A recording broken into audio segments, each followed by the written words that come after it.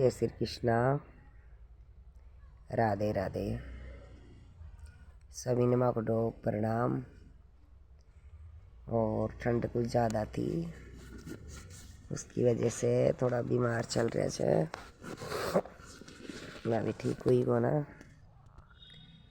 तो सभी हमारी माता प्रणाम। राधे राधे। और जब कोई आदमी अकेला पड़ा रहता है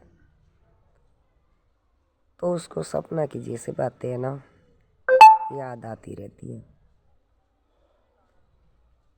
तो मैं सुनाऊँ आपको।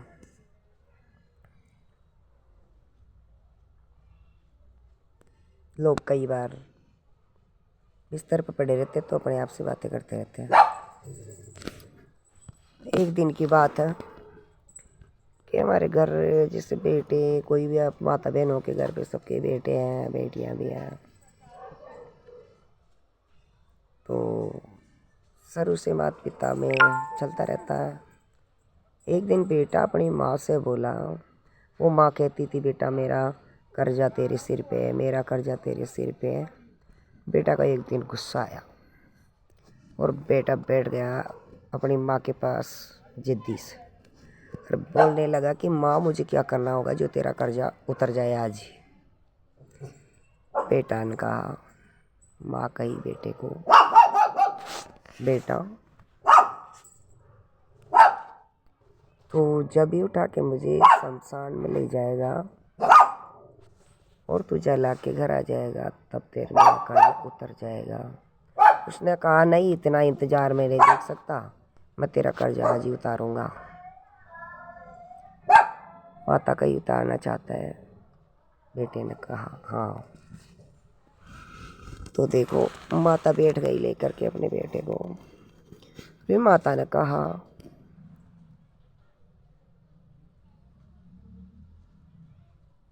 25 साल का 30 साल का हो गया, हमने तो कभी सोचा ही नहीं कि बेटा बेटी भी कोई कर्जदार हो सकते। तूने बेटा इतनी जल्दी कैसे सोच ली कि मेरे माँ बाप कर्जदार? लेकिन फिर भी तू सुन बैठ,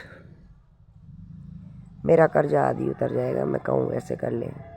उसने सोचा फटाफट फंद कट जाएगा तो सुनने के लिए बैठ गया। तो देखो माता क्या सुनाई है कि बेटा और बातें तो मैं आगे बताऊंगी, आज की बात सुन। एक ईंट उठा और एक कपड़ा ले और एक ईंट को कपड़े में रख करके पेट के बांध करके सो जा, मेरा कर्जा आदि उतर जाएगा। बेटा ने सोचा कि यह तो सरल उपाय है। बेटा उठाया ईंट, बांधा कपड़े में पेट पे, तो बेटा घूम नहीं सके, सो नहीं सके, नींद नहीं आए। और वो 2-3 घंटे के अंदर ही उसको खोल खाल कर फेंक पा के बोला, ओ माँ सुन, ये सब कुछ मेरे से नहीं होगा।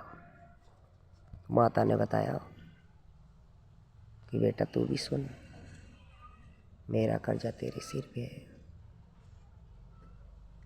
मैं 9 महीने तक 8 से ज़्यादा वजन को लेकर के डोल भी सकती हूँ, काम भी कर सकती हूँ, और सोती हूँ तो मैं कलोट भी लेती हूँ, उल्टी सीधी भी होती हूँ। तो तू मेरे नहीं चुभा था क्या? ईंट तेरे चुभ गई 2-3 घंटे के लिए, तो 9 महीने तक औलादे माँ के नहीं चुभती है क्या? लेकिन ये शक्ति भगवान ने नारी को दी है, फिर भी नारी की कोई कदर नहीं है। और तो क्या, नारी 4 दिन बिस्तर पे रह जाए तो कोई पूछेगा नहीं कि क्या हाल है। फिर नारी उठे बिस्तर से, झाड़ू पोछा बर्तन रोटी खाना बनाना करना देना, फिर नारी लागे प्यारी। आई समझ में मेरी माता बहनों के? जब ही काम करने लगी तो फिर लागे नारी प्यारी। लेकिन कोई कष्ट माता पे पिता पे आता है तब कहाँ जाते। एक कमरा, एक मकान में 4 कमरे हैं, एक में बहू बेटे हैं, एक में बेटी, एक में माता पिता है।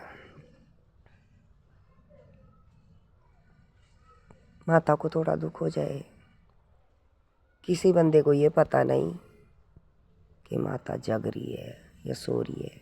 जग रही है तो क्यों जग रही है, क्या कष्ट है। नारी को नहीं, पास में पत्नी सोती रहती है, उसको पति को पता, ये पता नहीं है कि पत्नी जग रही है तो क्यों जग रही है। वारे कृष्णा, बढ़िया सुंदर बनाया सारी दुनिया को, ये खेल तो तुझे दिखाना ही था। इसको बोलते हैं कलयुग। यार दोस्त घर में आए, फ्रेंड घर में आए तो छुट्टी करके बैठेंगे, अच्छे अच्छे पकवान बनाएंगे। लेकिन जब माता को पिता को कोई कष्ट होता है तो ना ही तो किसी को छुट्टी मिलती है और ना किसी को बनाना आता है।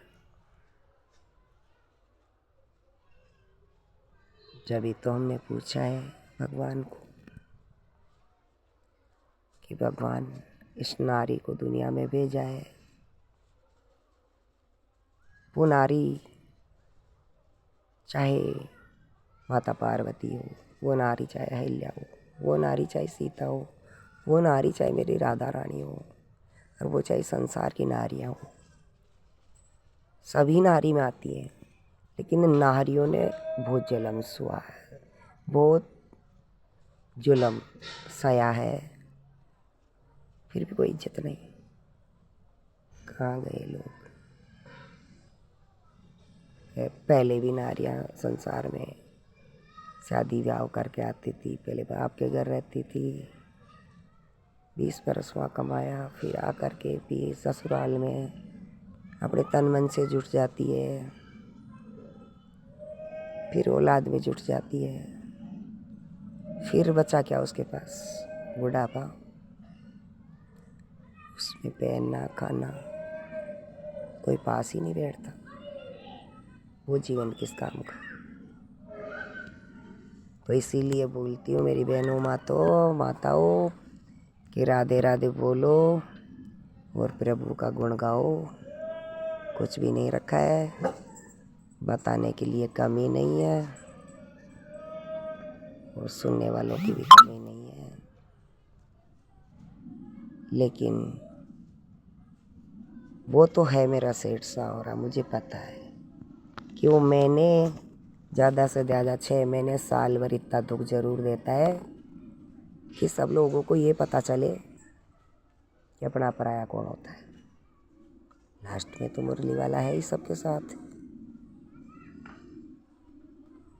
पहले एक माता बिस्तर पे रहती थी, बेटियों को बुलाती, बेटों को बुलाती, पलंग 4 पाई के चारों तरफ बेटी बहू बेटियाँ पोतियाँ सब 4 पाई के चारों तरफ होती थी। हमने देखा है, आंखों से देखा है।